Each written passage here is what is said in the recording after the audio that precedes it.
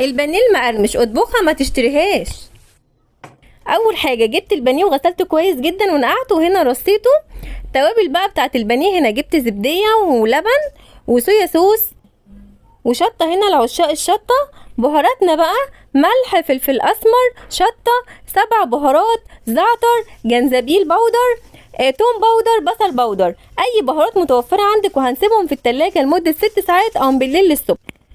جبت بوله وحطيت فيها دقيق، وحطيت فيها لبن، وحطيت فيها بيضتين وقلبتهم كويس جدا. وهنا طبق فيه ميه، وهنا كنت عامله معاكم العيش وحط عليه بيكنج باودر كنت فرماه، والدقيق هنا حط عليه بهارات. اول حاجه بنزل هنا بالبانيه في الدقيق المتبهر، وبعد كده بحطه في الميه، بعد كده بحطه في البيض باللبن بالدقيق، وبعد كده بحطه بقى بالفيجيتار العيش اللي احنا عاملينه مع بعض. ولازم يكون الزيت غزير ويكون سخن جدا وبألف